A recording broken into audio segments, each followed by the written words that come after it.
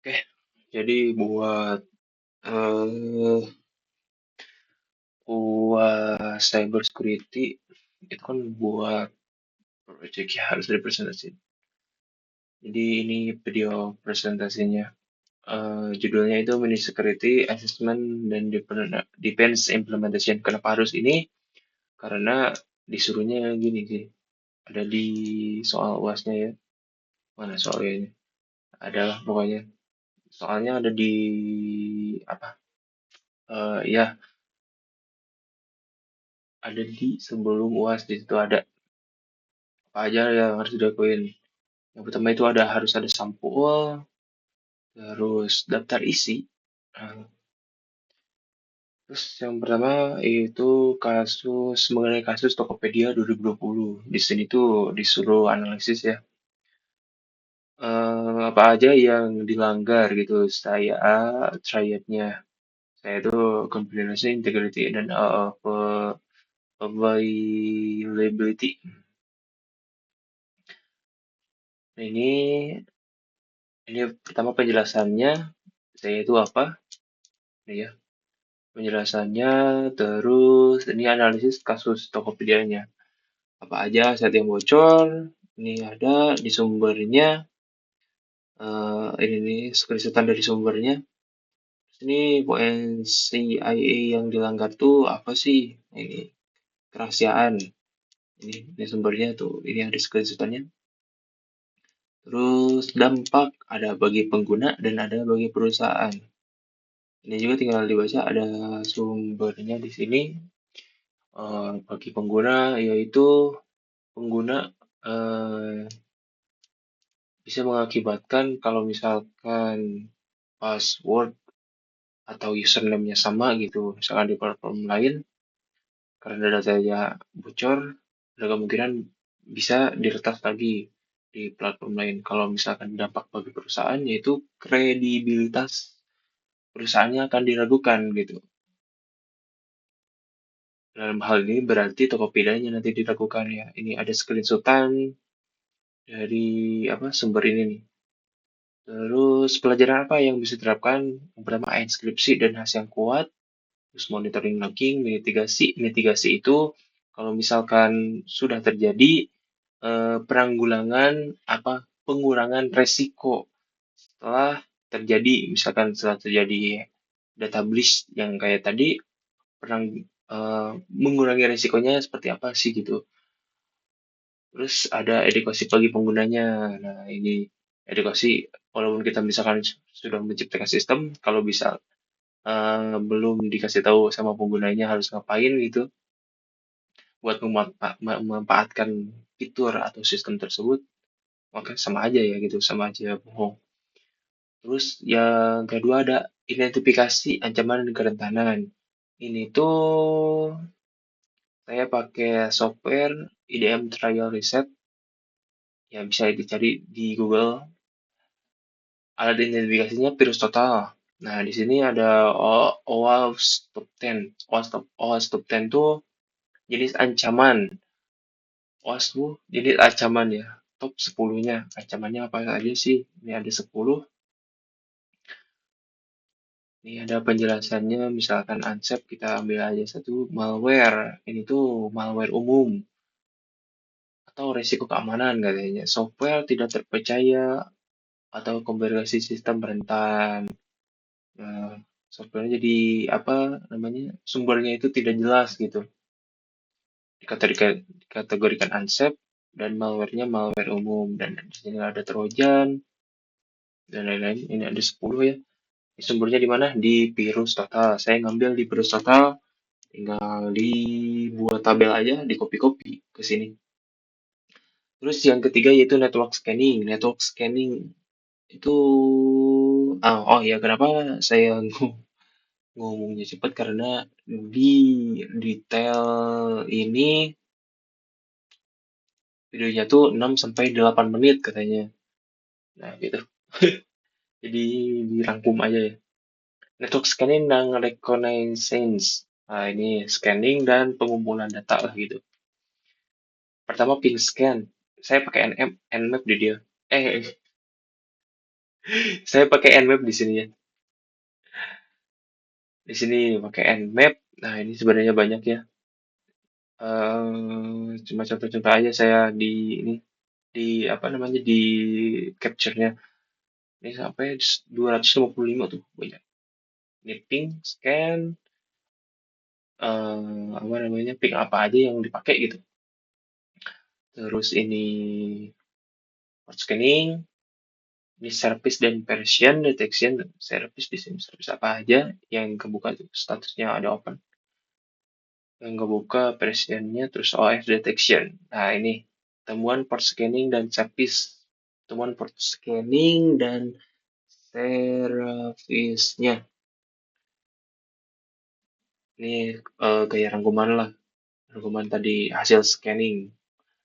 Terus analisis, ini keempat, lanjut keempat, lalu lintas jaringan dengan Wireshark. Saya pakai Wireshark di sini. Bisa pilihannya bisa pakai apa, Nmap atau Wireshark. Saya pakai, kalau nggak salah nggak tahu. Jadi saya pakai Wireshark. Nah, yang dicantumkan di sini itu yang rentan-rentan aja. Misalkan HTTP, ada di sini kerentanan ya. Ada servernya, versi servernya, terus ada versi PHP tuh di sini yang udah lawas gitu. Terus ada FTP. Di sini nampilin user dan sama passwordnya. Telnet sama kayak ini. Di sini ada login MSF admin sama passwordnya. User sama passwordnya. Analisis, hasil analisis tuh. HTTP, titik telnet, ini HTTP tidak dienkripsi. Terus ini nampilin password sama username dua-duanya. Terus ada yang kelima yaitu evaluasi password dan implementasi. Ada password lemah sama password kuat. Ah, terus untuk alat verifikasinya apa? Ini tuh bisa nentuin password lemah apa sama password kuat tuh. Saya pakai ini nih, pakai password monster. Ya, tinggal dicek aja, gampang. Tinggal diklik lah, tinggal diklik, lah, langsung klik.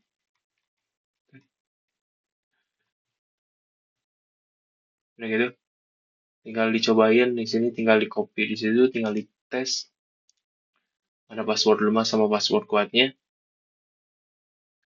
Ah, nih, saya nentuin password pelisainya minimal 12 karakter, terus harus minimal mengandung 3 dari 4 ini nih. Tiganya harus ada lah gitu. Terus passwordnya wajib diubah setiap 90 hari. Kalau misalkan 5 kali percobaan gagal, maka akun akan dikunci. Terus harus ada MFA. MFA tuh eh, multi-factor authentication. Jadi harus ada namanya password ganda lah gitu. Contohnya misalkan autentikator via SMS, bisa email atau Google Authenticator gitu. Terus ada yang keenam OS hardening dan security monitoring. Ini tuh harus ada 5 ya minimal. Saya pakai 5. Yang pertama itu hardening user dan passwordnya. Ini pakai lip balm Pow Quality. Cara installnya gini. Terus apa namanya? Nah ini edit ini, eh, masukin ini tuh, masukin ini ya, edit file ini konfigurasinya gini. Nah, saya screenshot ini sebenarnya panjangnya ke bawah ya, tapi gak cukup, jadi cuma segini screenshotnya. Minimal range itu berarti harus ada minimal 10 karakter. Terus decredit itu harus minimal apa ya namanya tuh, number, harus ada number, minimal satu.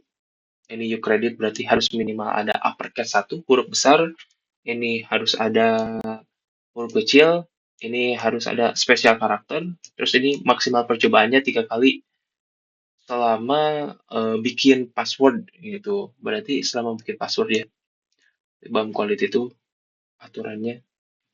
Nah ini buat yang ini ya keterangannya ada di sini. Kalau misalkan 3 kali gagal login, akun terkunci selama 10 menit. Nah gitu. Ini ini buat buat passwordnya. Terus kalau misalkan udah jadi, ini yang melindungi passwordnya misalkan 3 kali gagal, ya terkunci 10 menit gitu. Terus ada yang kedua hardening SSH. Yang pertama hardening user password, yang kedua hardening SSH. Nah, diedit nano, diedit file ini, konfigurasinya ini. Ini tuh permission root login tuh, jadi misalkan kalau misalkan SSH nggak bisa di SSH lah, nggak bisa di SSH si ininya tuh si eh, namanya PM-nya tuh, virtual mesinnya tuh, atau enggak OS-nya nggak bisa di SSH. Terus misalkan ini tuh max out size tuh kalau 6 kali terkunci kalau nggak salah. Ya, itu. Saya udah nyobain sih. Ini juga masih ada di sini nih. Saya udah nyobain-nyobain. Oke, ini loh. Terus tinggal di restart. Nah, otomatis nanti si konfigurasi yang ini nih, yang udah dikonfigurasi, bisa ke apply, eh, keterapkan. Nah, gitu, keaplikasikan. Terus yang ketiga, ada hardening firewall. Nah, install UFW. Nah, saya pakai UFW untuk hardening firewall. Ini konfigurasinya, tinggal di lah fotonya mana? Perasaan ada fotonya ini. Nah, ini tuh tinggal di apa namanya? Ya, tinggal komen lah gitu lah. Ada ada UFW. Nah, ini oh, udah itu tinggal sudo. Oh, udah beres gitu doang.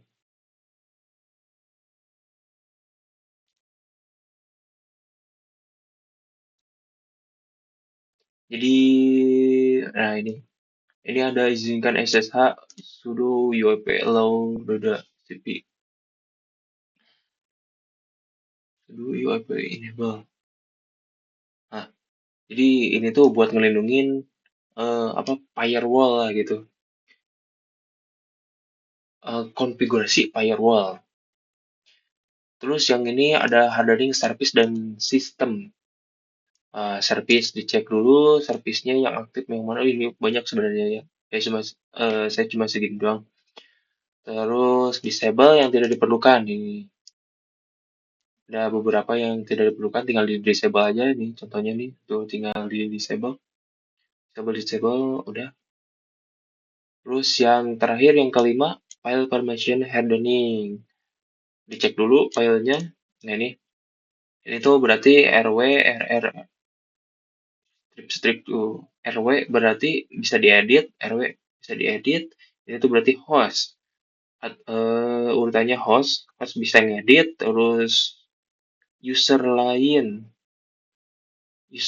hanya bisa read tuh berarti melihat aja, nggak bisa ngedit. Terus, nah ini sama R. Nah kalau yang ini tuh ya apa ya? Kalau nggak salah tuh, ya lupa. Ya pokoknya gitu lah. Selain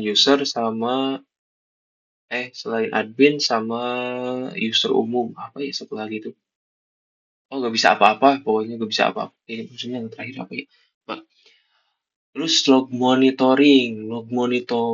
Nah, kan ini udah diterapin nih semuanya dari 1 sampai 5, tinggal di monitoring. Saya di sini pakai audit D, tinggal nambahin rules, terus isi file ini nih, nambahin rules ini, isi filenya pakai ini, di reload si auditnya pakai perintah ini, terus dicek laporannya. Di sini tuh ada, nah fokusnya di key nih. Key-nya password change, berarti ada apa perubahan pada password gitu pada saat itu. Soalnya di sini nih, ini saya change gitu kan. Nah, keuntungan dari hardening itu apa sih? Yang pertama, keuntungan hardening, nmap dan map. Nah, kalau misalkan tanpa hardening, banyak port dan info yang terbuka. Nah, dengan hardening partnya jadi minim dan info tersembunyi ya. Terus ini data bisa dibaca, berarti ya ini tidak dienkripsi ya. Kalau misalkan pakai Wireshark, data itu bisa dibaca kalau tanpa hardening. Kalau misalkan dengan hardening, data dienkripsi. Terus resikonya ya tinggi kalau misalkan tanpa hardening. Kalau dengan hardening bisa jauh lebih rendah kemungkinan nolnya ya gak ada gitu. Tapi bisa diminimalisir lah gitu. Jadi kesimpulannya apa sih dari misalkan misalkan dari poin 1 sampai 6 tuh dari studi kasus sampai OS hardening. Jadi yang bisa diambil keamanan sistem itu bukan cuma soal tools-tools yang canggih gitu. Walaupun kita pakai apa gitu top tier tools untuk melindungi, tapi ini tuh sebenarnya kombinasi antara konfigurasi yang benar dan kebiasaan pengguna yang aman dan juga monitoring yang konsisten. Nah, dengan tiga ini, mau toolsnya itu standar juga, tapi kalau misalkan ini dijalanin, ketiga ini pasti si apa namanya keamanan tuh akan terjamin gitu. Oke, gitu aja untuk apa presentasi dari em, laporan security assessment dan dependence implementation untuk UAS. Sekian dari saya. Terima kasih.